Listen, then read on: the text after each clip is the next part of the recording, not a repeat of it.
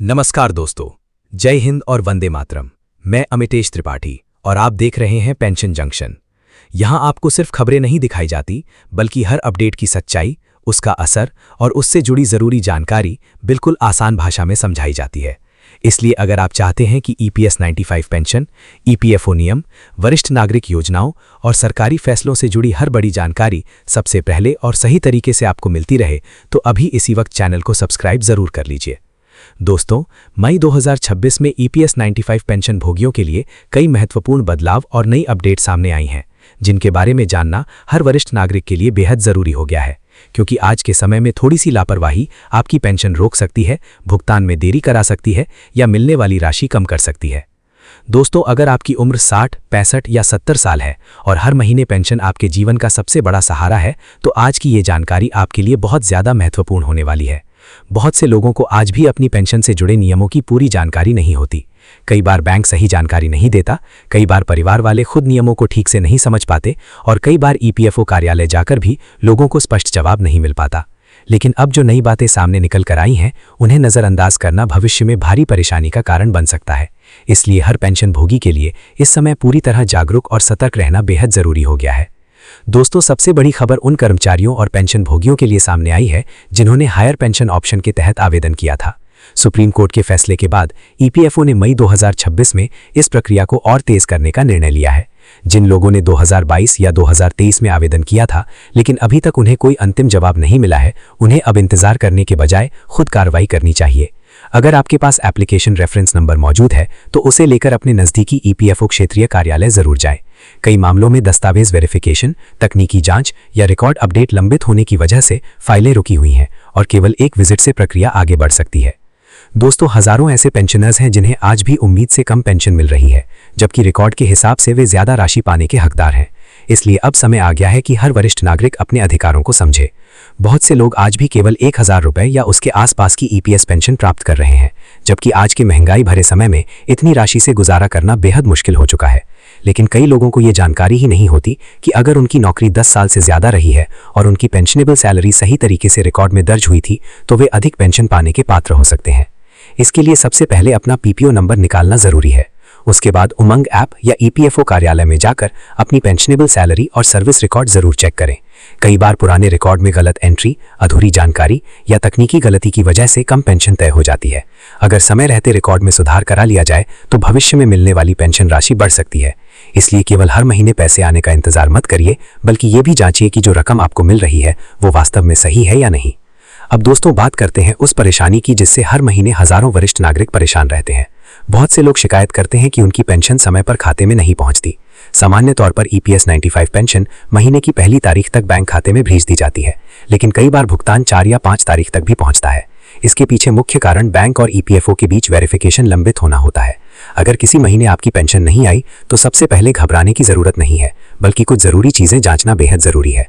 सबसे पहले ये देखिए कि आपका जीवन प्रमाण पत्र यानी लाइफ सर्टिफिकेट समय पर जमा हुआ है या नहीं। हर साल नवंबर महीने में लाइफ सर्टिफिकेट जमा करना अनिवार्य होता है। अगर ये समय पर जमा नहीं किया गया तो पेंशन तुरंत रोक दी जाती है। बहुत से वरिष्ठ नागरिक इस नियम को भूल जाते हैं और फिर कई महीनों तक परेशान होते रहते हैं। इसलिए हर साल समय पर जीवन प्रमाण पत्र जमा करना बेहद जरूरी है। अगर आपने हाल ही में बैंक बदला है, नया खाता खुलवाया है या बैंक में KYC अपडेट नहीं करवाई है, तो ये भी पेंशन रुकने का एक बड़ा कारण बन सकता है। कई बार केवल गलत IFSC कोड, आधार लिंक ना होने या बैंक रिकॉर्ड अपडेट ना होने की वजह से भुगतान अटक जाता है। इसलिए अपने बैंक में जाकर ये सुनिश्चित करें कि आपका खाता पूरी तरह अपडेट है और EPFO रिकॉर्ड से सही तरीके से लिंक्ड है। अगर बैंक कर्मचारी कहते हैं कि सब कुछ ठीक है तो उनसे लिखित जानकारी जरूर मांगिए। आज के समय में थोड़ी सी जागरूकता आपको बड़ी परेशानी से बचा सकती है। दोस्तों, बहुत से पेंशन भोगियों को ये जानकारी भी नहीं होती कि उनके परिवार को भी कई महत्वपूर्ण लाभ मिल सकते हैं। अगर आपकी पत्नी फैमिली पेंशन की पात्र है तो उनका नाम EPFO रिकॉर्ड में दर्ज होना बेहद जरूरी है। इसके लिए नॉमिनेशन फॉर्म सही तरीके से भरकर जमा करना चाहिए। अगर रिकॉर्ड में नाम दर्ज नहीं होगा तो भविष्य में परिवार को काफी परेशानी का सामना करना पड़ सकता है। कई बार पति की मृत्यु के बाद पत्नी को महीनों तक कार्यालयों के चक्कर लगाने पड़ते हैं, क्योंकि रिकॉर्ड अधूरा होता है। इसलिए ये काम समय रहते पूरा कर लेना बहुत जरूरी है। अगर कोई पेंशन भोगी दिव्यांग है तो वो डिसेबिलिटी पेंशन का लाभ प्राप्त कर सकता है। इसके अलावा किसी पेंशन भोगी की मृत्यु होने पर पत्नी को विडो पेंशन और बच्चों को चिल्ड्रन पेंशन का लाभ भी मिलता है। लेकिन इन योजनाओं का लाभ तभी मिलता है जब सही समय पर दावा किया जाए और सभी दस्तावेज पूरे हों। इसलिए हर वरिष्ठ नागरिक को अपने परिवार के रिकॉर्ड भी समय समय पर जांचते रहना चाहिए। दोस्तों, मई 2026 में वरिष्ठ नागरिकों के बीच एक और योजना की चर्चा तेजी से बढ़ी है और वो है सीनियर सिटीजन सेविंग स्कीम। वर्तमान समय में इस योजना पर लगभग 8.2% वार्षिक ब्याज दिया जा रहा है। अगर आपको रिटायरमेंट के समय पीएफ, ग्रेचुइटी या किसी अन्य माध्यम से एक मुश्त राशि मिली है तो उसे सुरक्षित निवेश करने के लिए ये योजना काफी उपयोगी मानी जा रही है। इसमें निर्धारित सीमा तक पैसा जमा किया जा सकता है और हर 3 महीने में ब्याज सीधे बैंक खाते में ट्रांसफर हो जाता है। बहुत से बुजुर्ग आज भी अपनी जमा पूंजी घर में रख देते हैं या गलत जगह निवेश कर देते हैं, लेकिन सुरक्षित और नियमित आय के लिए ये योजना काफी लाभदायक साबित हो सकती है। अगर आपको ईपीएफओ कार्यालय जाना पड़े तो कुछ जरूरी बातों का ध्यान रखना बेहद जरूरी है। कभी भी खाली हाथ मत जाइए। अपने साथ पीपीओ नंबर, आधार कार्ड, बैंक पासबुक की फोटोकॉपी और अगर हायर पेंशन से जुड़ा मामला है तो आवेदन की रसीद जरूर लेकर जाइए। बिना दस्तावेज के जाने पर कई बार दोबारा चक्कर लगाने पड़ते हैं। कार्यालय सुबह 10 बजे खुलता है, लेकिन वरिष्ठ नागरिकों के लिए बेहतर यही रहेगा कि वे सुबह जल्दी पहुंच जाएं ताकि लंबी लाइन से बचा जा सके। अब कई ईपीएफओ कार्यालयों में वरिष्ठ नागरिकों के लिए अलग काउंटर भी शुरू किए गए हैं, इसलिए अगर आपके क्षेत्र में ये सुविधा उपलब्ध है तो उसका जरूर उपयोग करिए। अगर आप खुद कार्यालय जाने की स्थिति में नहीं है तो आपका बेटा, बेटी या कोई विश्वसनीय व्यक्ति ऑथराइजेशन लेटर लेकर आपकी तरफ से जा सकता है। दोस्तों, आज के समय में सबसे जरूरी चीज है जागरूकता। बहुत से बुजुर्ग केवल जानकारी के अभाव में नुकसान उठा रहे हैं, इसलिए समय समय पर अपने दस्तावेज चेक करिए, रिकॉर्ड अपडेट रखिए और हर सरकारी सूचना पर नजर बनाए रखिए। अगर आपके आसपास कोई ऐसा पेंशन भोगी है जिसे ये जानकारी नहीं पता तो उसे जरूर बताइए।